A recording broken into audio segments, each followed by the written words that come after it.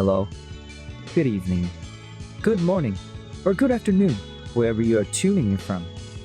It's Tuesday, February 10th, 2026. Do you believe it? 2026. I still write 2025 on my checks. Wait, who writes checks anymore? Just me? Welcome back to the Archive Dive. Today, I'm chatting my inner tech-going YouTuber to break down a fascinating paper that's been making waves in the natural language processing community. It's a bit technical, but stick with me. It's about how computers understand the language, specifically languages, but unlike Lego blocks, like Turkish.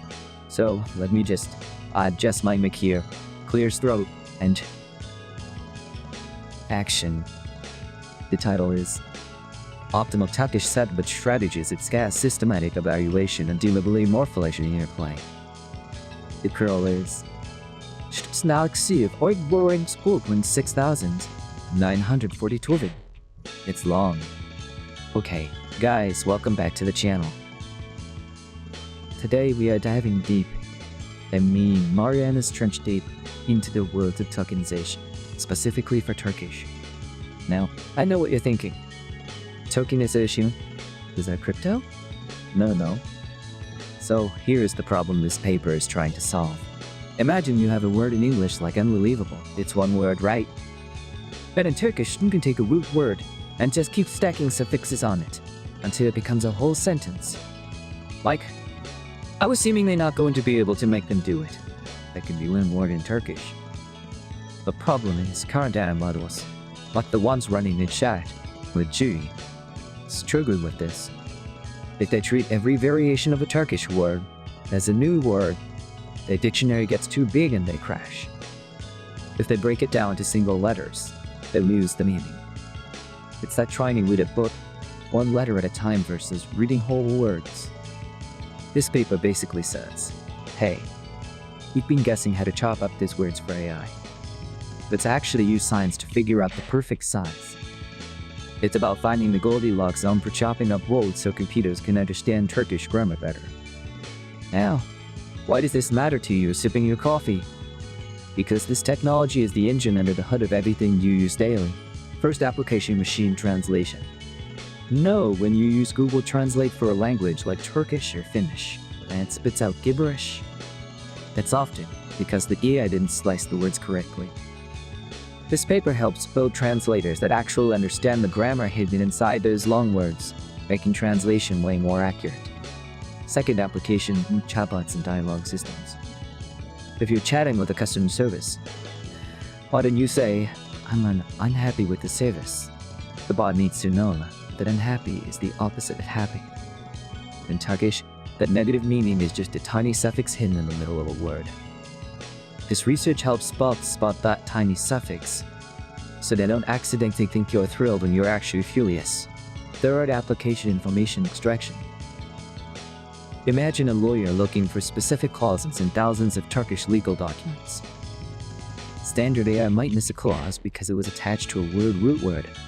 The methods in this paper help the AI see the structure of the word, allowing it to pull out the right information regardless of how complex the word is. Alright, let's get into the nitty-gritty of the paper. She didn't just test one method. She created a Subword's manifest. She tested everything.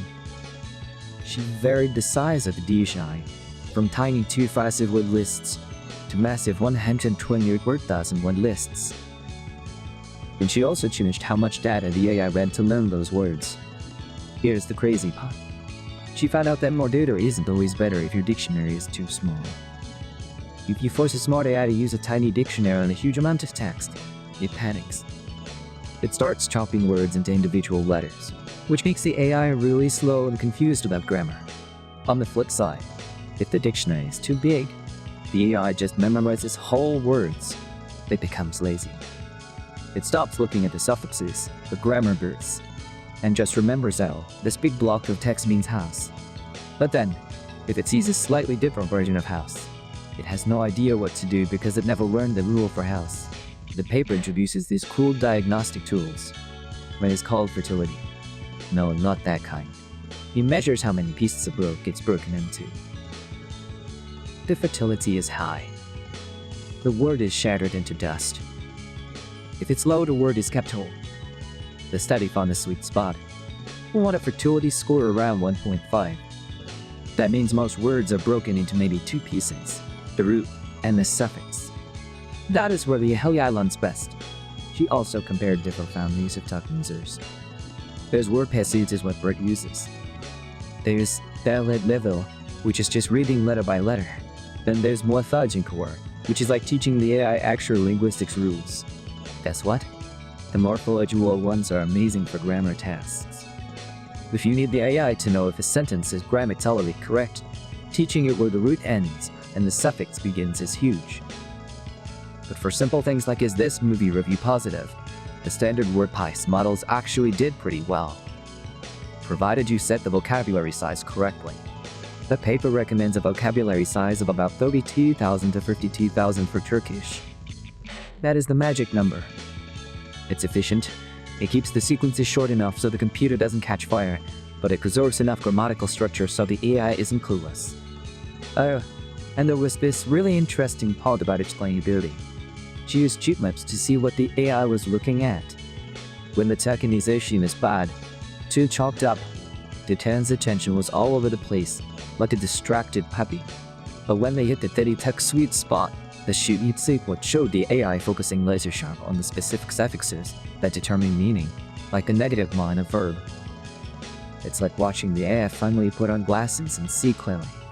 So the takeaway: if you're building AI for languages like Turkish, stop guessing.